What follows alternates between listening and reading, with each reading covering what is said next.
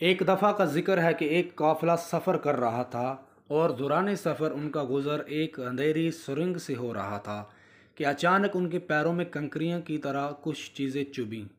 اس قافلے میں شامل کچھ لوگوں نے اس خیال سے ان چبھنے والی چیزوں کو کنکریاں سمجھ کر اٹھا لیں کہ ہمارے پاؤں میں لگی ہیں، ہمیں تو تکلیف پہنچ گئی، کسی اور کو نہ لگے اور ان کو کوئی پریشانی نہ ہو، اور نیکی کی خاطر اٹھا کر جیب میں رکھ لی۔ کچھ لوگوں نے زیادہ اٹھا لی تاکہ زیادہ نیکی حاصل کر سکے، تو کچھ نے کم، اور کچھ لوگوں نے اس قافلے میں ایسے بھی تھے کہ انہوں نے بالکل بھی زحمت نہیں کی اٹھانے کی۔ جب وہ قافلے کے لوگ سرنگ سے باہر نکلے تو وہ سب یہ دیکھ کر حیران تھے کہ جو کچھ انہوں نے کنکریاں سمجھ کر اٹھائی تھی وہ سب کنکریاں نہیں بلکہ بہت ہی قیمتی ہیرے تھے۔ جنہوں نے زیادہ اٹھائی تھی وہ لوگ زیادہ مالا مال ہوئے اور ان کی خوشی کی انتہا نہ تھی۔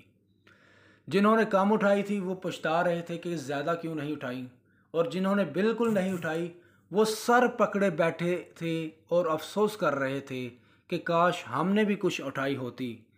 دنیا میں زندگی کی مثال اس اندھیری سرنگ جیسی ہے۔ زندگی وہ اندھیری سرنگ ہے اور نیکی ان کنکریوں کی طرح جو بظاہر مشکل تو لگ رہی ہے، ہماری پیروں کو چبھ رہی ہیں، لیکن اس کا اجر بہت بڑا ہے۔